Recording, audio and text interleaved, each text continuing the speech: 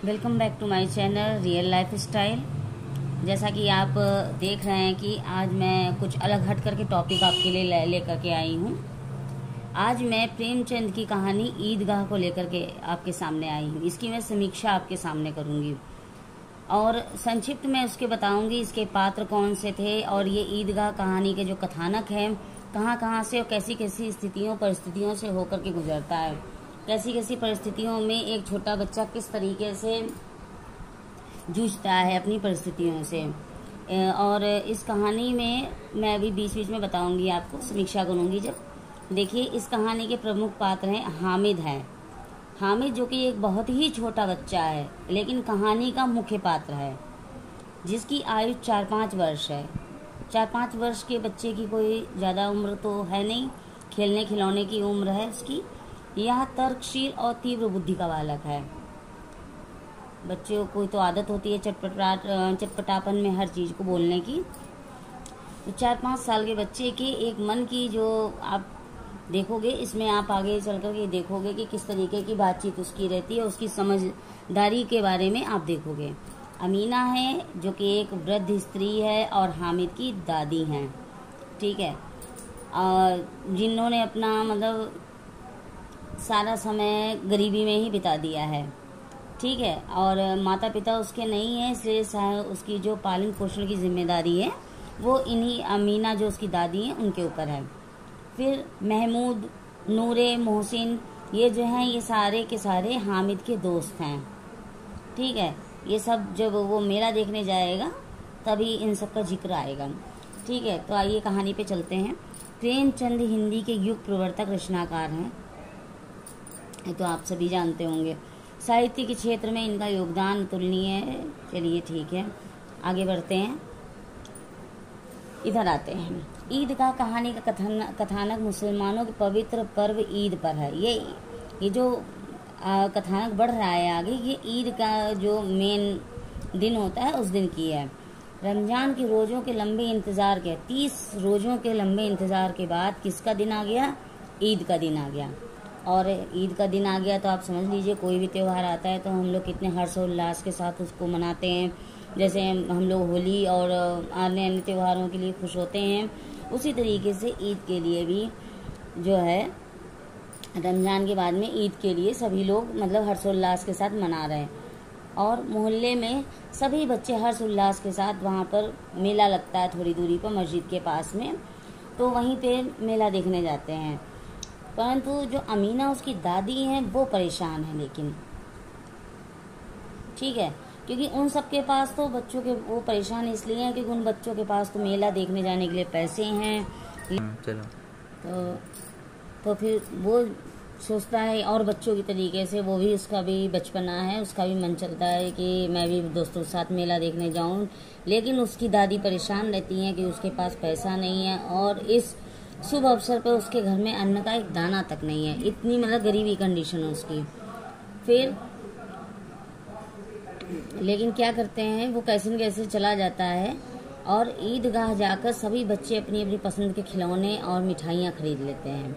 लेकिन हामिद क्या करता है, उसके पास कम पैसे होते हैं, इसलिए वो सभी के रेट तो ले लेता, दाम पूछ लेता है, भैया ये खिलौना कितने का, ये खिलौना कितने का है, और इस तरीके से वो करता है। लेकिन एक जगह पे पहुंचता है जहाँ पर चिमटा बिक रहा होता है, लेकिन वो सोचता है कि क्यों ना चिमटा खरीद लिया जाए।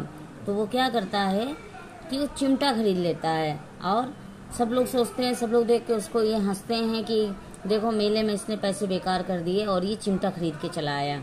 लेकिन जब वो आता है तो अमीना जो उसकी दादी हैं पूछती हैं कि मेले में क्या लिया, तो हामिद उन्हें चिमटा दिखाता है। इस कारण वे उस पर गुस्सा भी होती हैं कि देखो ले आया, बेकार की चीज ले आया। लेकिन हामिद डरा सहमी भाव से चिमटा लेने का कारण भी बताता है कि रोटी बनाते समय तुम्हारी उंगलियां जल जाती थी, इसलिए मैंने यह चिमटा ले लिया, अब तुम्हारी उंगलियां नहीं जलेंगी। यह सुनकर अमीना उसे अपने हृदय से लगा लेती। कितना अच्छा लगता है दोस्तों जब एक छोटा बच्चा इतनी समझदारी की बात करता है कि वो मेले में चाहता तो कोई खिलौने खरीद लेता, लेकिन वो खिलौने खरीदने की जगह पे वो अपनी दादी के लिए चिमटा ले आता है। समझिए कितनी बहुत बड़ी बात है ये, समझिए। उस बच्चे की मनस्थिति के बारे में सोचिए कि एक खिलौना खेलने वाला बच्चा एक चिमटा खरीद करके लाता है। सोचिए, विचार कीजिए इस पे। तो अमीना जो उसकी दादी हैं उसको कितना सोचिए प्यार से हृदय से लगा लेती हैं, और वहाँ अमीना बालिका बन जाती है तथा हामिद बन जाता है, बूढ़ा हामिद बन जाता है। मतलब उसकी समझदारी को ऐसा लगता है जिसे कि नहीं कहते हम लोग कभी किसी को बेवजह अपराधी ठहरा दें, उसकी जब हकीकत पता चलती है तो हम लोगों को एक पश्चाताप होता है कि अरे मैंने इसको ये क्या कह दिया। ठीक वही भाव है यहाँ पे। अच्छा, आलोच्य देखिए, कहानी की सबसे बड़ी विशेषता है बाल मनोविज्ञान का सूक्ष्म चित्रण। ये अक्सर दोस्तों हिंदी के क्वेश्चन पेपर में आपको मिलेगा, जिसमें कई पक्ष कहानी में उभरते हैं। कहानी के क्वेश्चंस आप शॉर्ट जो आते हैं वो आप तभी बता पाएंगे जब आपको कहानी की समीक्षा पता होगी, उसके पात्र पता होंगे, क्योंकि अक्सर ये पूछा जाता है कि इसमें कौन से पात्र हैं। तो आपने अगर पढ़ा नहीं होगा तो आप कैसे बता पाएंगे कि जो है ये पात्र इस कहानी का। तो इसके लिए कहानियों का आप बहुत डिटेल में नहीं पढ़ सकते, तो आप शॉर्टकट में तो थोड़ा बहुत तो देख सकते हैं, क्योंकि इसके बारे में जानेंगे तो शॉर्ट क्वेश्चन तो आप अपने आप खुद ही कर लेंगे पेपर में। ठीक है, कहानी के अंत में हुआ जहाँ पर प्रेमचंद दिखाते हैं कि गरीबी और अभाव कैसे बच्चों से बचपन छीन लेते हैं। ये बात बिल्कुल ही सत्य है। गरीबी हो और एक अभाव हो तो क्या होता है, बच्चे असमय ही बड़े हो जाते हैं। बहुत समझदारी की बात करने लगते हैं जो बच्चे गरीबी से अपना जीवन जीते हैं, बचपना जीते हैं। वो बड़ों की तरीके की मतलब व्यवहार करने को मजबूर हो जाते हैं। खिलौनों को लेकर बच्चों के बीच होने वाली बातचीत के माध्यम से प्रेमचंद ने व्यंग्यात्मक ढंग से भ्रष्टाचार, जातिवाद, न्याय व्यवस्था के लोक विरोधी रूप पर कड़ा प्रहार किया है। प्रेमचंद ने इस कहानी में समाज में व्याप्त सामाजिक आर्थिक असमानता को भी व्यक्त किया है। अब आप सोचेंगे आर्थिक असमानता क्या है? आर्थिक असमानता वो है कि किसी के पास तो बहुत सारे पैसे हैं और किसी के पास में इतना भी पैसा नहीं है कि वो एक खिलौना खरीद सके। तो ये आखिर आर्थिक असमानता नहीं तो और क्या है? आगे बढ़ते हैं। प्रस्तुत कहानी का कथानक सरल है, लेकिन इसका विकास बच्चों के आपसी संवादों तथा हंसी मजाक से किया गया है। मतलब पूरी कहानी में आपको ऐसा नहीं लगेगा कि हम बोर हो रहे हैं, ऐसा कुछ नहीं है। बहुत ही इंटरेस्टिंग कहानी है जिससे कहानी की रोचकता बढ़ गई है। चिमटे और अन्य खिलौनों की तुलना का प्रसंग बहुत ही रोचक है। लेखक ने इस कहानी में समाज को की गंभीर समस्या जो कि गरीबी है उसका चित्रण किया है, जिसे पढ़कर समाज तथा पाठक वर्ग भाव विभोर हो उठता है। ये बात बिल्कुल ही सत्य लिखी हुई है, क्योंकि इस कहानी को जब हम लोग पढ़ते हैं तो ऐसा लगता है हम खुद ही हामिद हैं। इसी तरीके का हम लोगों के अंदर भाव आ जाता है।